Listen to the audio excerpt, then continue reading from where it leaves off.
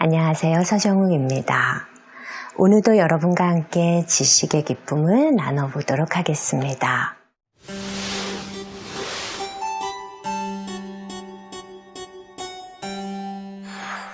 그런데 저는 오늘 처음부터 좀 고민이 됩니다. 이런 말이 있죠. 몸에 좋은 약은 입에 쓰다. 오늘 이야기가 이런 거라서 말이죠.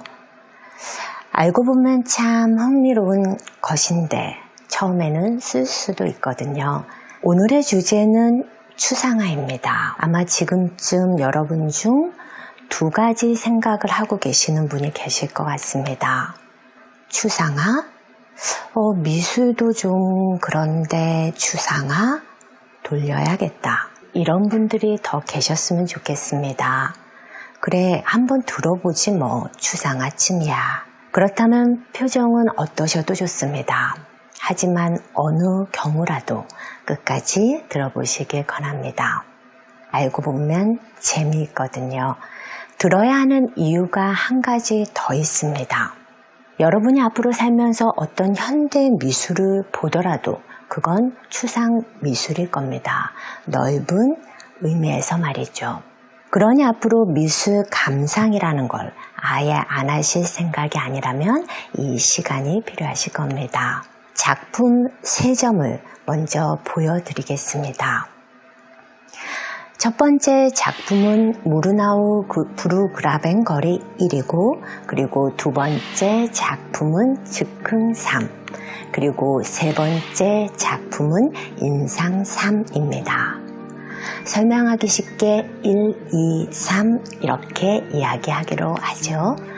자, 1번 작품부터 한번 감상해 보시죠. 먼저 보는 순간 어디를 그린 것인지가 눈에 들어옵니다. 언덕길에 주택가를 그린 것이구나 라는 생각이 들고요. 아래서부터 올려다본 풍경화입니다. 그 다음은 색이 들어옵니다. 강한 원색이구나. 화가의 성향이 그렇군 이라는 생각이 듭니다. 아무튼 화창한 날인가 보네 라는 생각. 공해도 없고 먼지 하나 없는 산마을인가 이런 상상도 해보게 됩니다. 약간 거슬리기도 하는데요. 아래 부분에 넓게 그려져 있는 어두운 부분이 눈에 들어옵니다. 뭘 그린 것일까 궁금해지기도 하는데요. 자세히 보니 짙은 그림자 같습니다. 그런데 단순한 그림자로 보기도 좀 그런 것이 단색이 아닙니다. 사이사이 붉은 빛들이 그려져 있습니다. 그래도 그림자 아닐까라는 생각을 해봅니다. 그 다음 저는 천천히 이리저리 보면서 여러 가지 연상을 하게 됩니다. 누구지? 칸딘스키인가? 초기 작품 같은데 라는 작가와 관련된 생각도 들고요. 또 내가 전에 보았던 어디를 그린 것 같다 라는 그러한 생각도 듭니다. 저의 여행 추억과 연결되기도 하는 것 같습니다. 저의 감상은 이런 순서로 계속 이어집니다. 여러분의 순서는 어떻게 되십니까? 저와 비슷하거나 아니면 각자 경험에 따라서 다르시겠죠? 하지만 이 작품을 보며 나름의 상상을 더하거나 빼면서 과거의 경험과 연결시킨다는 것은 아마 그 점에서는 다르지 않을 것 같습니다. 이 작품은 여러분들이 생각하실 때 구상화일 것 같으십니까? 아니면 추상화일 것 같으십니까? 답은 무엇일까요? 약간 추상화된 구상화입니다. 오늘만 이렇게 정해서 이야기하는 것으로 약속해보죠. 1번 작품은 구상이 70%, 그리고 추상이 30%로 구성된 작품이다. 이렇게 이야기를 해보는 것은 어떨까요? 구상을 눈에 보이는 실제가 100%라고 가정할 때 이 작품은 보이는 것이 70%, 그리고 작가의 생각, 관념이 30%라고 보는 거죠. 자, 이런 가정을 한번 해보죠. 1번 작품은 무르나우 브루그라벤 거리 1입니다. 이것을 작가가 그리지 않고 세상에서 가장 잘 찍히는 카메라를 가지고 딱 이 장소 그리고 이 위치에 가서 찍는 것입니다. 아주 선명하게요.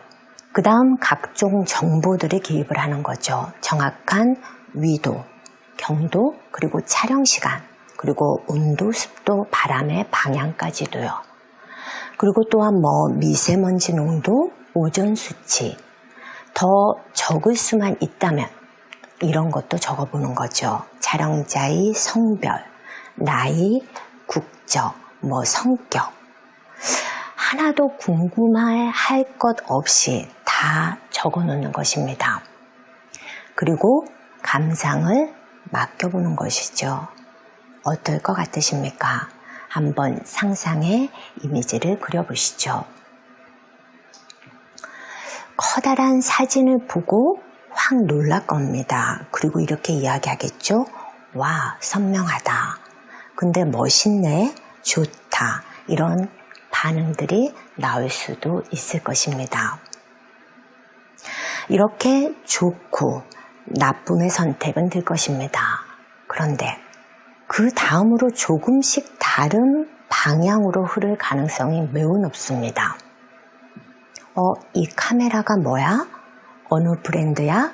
이럴지도 모르고요. 채도가 높아. 아니면 안부 디테일이 없어. 콘트라스트가 강해. 아니면 저 집 색깔이 하늘색이면 더 이쁠 것 같지 않아? 지붕 색깔이 마음에 안 들어. 이러면서 감상이 아니라 평가사가 될지도 모릅니다. 제가 약간 상황극처럼 이야기는 했지만요. 제 설명 의도는 이렇습니다. 완전한 구상에 가까워질수록 우리는 상상하지 않습니다. 당연하죠. 상상의 영역이 없어져 버렸으니까요. 그러면 저도 모르게 정보의 영역으로 넘어갑니다. 상상할 것이 없으니까 그 영역으로 넘어가는 것이겠죠. 그리고 수치화시키면서 따지기 시작하는 것입니다. 그건 미술이 원하는 방향이 아닙니다. 미술은 감상을 위해서 있는 것입니다. 정보를 주고 받으려는 것이 아닙니다. 그래서 모든 그림은 조금씩이라도 아주 조금이라도 이미 추상화되어 있다고 볼 수도 있는 것입니다. 그리고 그 추상의 영역은 우리에게 상상의 여유, 공간과 기쁨을 줍니다. 이번에는 구상 50% 그리고 추상 50%짜리 물론 오늘 우리끼리 정한 거지만요. 그 작품을 한번 감상을 해보도록 하죠. 이번 작품 즉흥 3입니다. 자, 제목부터 보죠. 즉흥 3. 이건 뭐죠? 제목부터가 추상의 향기가 풍깁니다. 게다가 3. 그러면 즉흥 1 그리고 즉흥 2도 있다는 뜻이 아닐까요? 아까는 그래도 무르나우 부르그라벤 거리 1 이렇게 나왔습니다. 그런데 이번에는 이렇게 구체적인 제목이 없습니다. 자, 그러면 내용을 한번 감상을 해보시죠. 그림을 한번 잘 보시죠. 그림 가운데 말 탄 사람이 보입니다. 여러분도 찾으셨나요? 주홍빛 망토를 두르고 있습니다. 뭐 하는 사람일까 상상해야겠죠? 말의 빛깔이 옥색입니다. 옥색말 보셨습니까? 상상해야겠죠? 말이 앞 다리를 높이 들고 서 있습니다. 그런데 역동적이라기보다는 귀엽습니다. 그런데 말은 말인가요? 노란 사각형이 있습니다. 보이시나요? 그런데 왼편에 검은 색으로 세로줄이 그어 있습니다. 전 창문 같은데요. 그렇다면 건물? 노란 건물? 그래도 계속 보니 하나하나 보이는 것이 있기는 합니다. 말탄 사람이 보이기 시작하니 왼편에 두 사람도 눈에 들어옵니다. 한 사람은 무릎을 꿇고 있고 한 사람은 마주 서 있습니다. 무슨 기도를 하고 있는 걸까요? 아니면 기사자기를 주고 있는 걸까요? 아무튼 상상할 거리가 자꾸 생기네요. 자, 저는 이제 결정을 하려고 합니다. 계속 상상을 할 것인가? 아니면 그치고 느낌으로 받아들이기 시작할 것인가? 이를테면 머리를 비우고 마음의 경계심을 완전히 없앤 상태에서 물끄러미 그림을 보는 것입니다. 명상하듯이요. 여러분도 시간 날 때 한번 해보시기를 권합니다. 한 작품 앞에서 몇십 분 그냥 바라보는 것입니다. 약간 중요한 것이 나왔죠? 추상화를 감상하는 방법 중 하나는 마음의 눈으로 보는 것입니다. 아마 이런 분 계실지도 모르겠습니다. 마음의 눈? 너무 진부한 거 아니야? 그런데요, 그건 아닙니다. 이런 건 말입니다. 블라인드 테스트 같은 것을 제가 의미하는 것입니다. 눈을 감으면 나머지 감각들이 아주 살아나는 그것을 말하는 것입니다. 눈으로 보되 눈의 일부 역할을 없애는 거죠. 관찰하고 비교하고 판단하고 이런 것만 없애는 것입니다. 대부분 추상화된 작품은 충분히 감상하려면 눈으로만은 힘듭니다.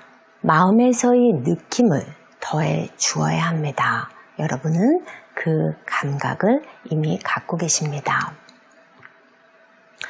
요즘 잘 사용하지 않을 뿐이죠. 그 감각의 불씨를 오늘 약간이라도 되살려 보시기 바랍니다.